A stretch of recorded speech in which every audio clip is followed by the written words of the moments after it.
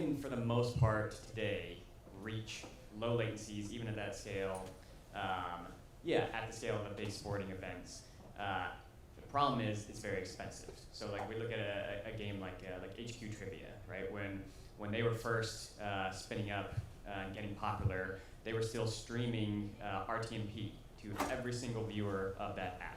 And we were doing the math on that, like assuming they were using a Flash Media server or Wowza, like they were spending $20,000 just on encoding for a 15-minute game. So like all in, you're looking at $50,000 to $100,000 for a 15-minute segment of the game.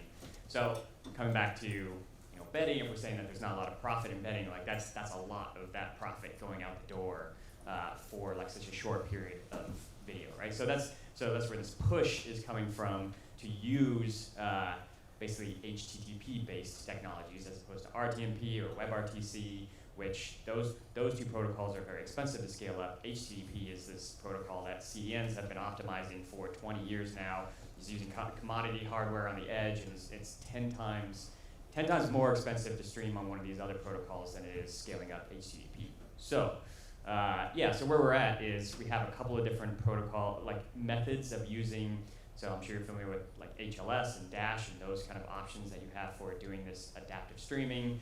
Well, those two platforms, I guess you might say, are both kind of exploring how they can get their mechanisms down to lower latency.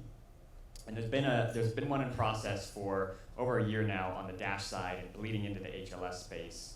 And then, as Brian mentioned, it was a couple of months ago, Apple came out with their own version, which is actually completely different from what the community was doing. So maybe quickly to speak to those options. The first one, the Dash option, is basically using a technology that allows the player to request the next part of video before it's even created. So you're like saying, give me the next segment of video, and then it's kind of like hanging, and then like as the video is coming in, the bytes are coming in, the player is able to shove it into the player as the bytes are streaming. The Apple approach is using a newer technology with HTTP. So HTTP2 has a technology called push in it. And this is mainly used for, so if you think you have like an HTML page, and that HTML page has CSS files and JavaScript files attached to it. Like, what this mechanism does is allows the server to say, oh, you're requesting this HTML page, I'm also going to give you these other things as well.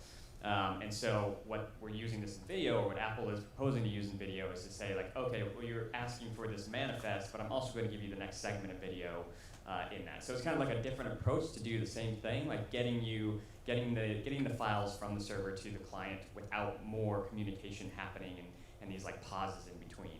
So.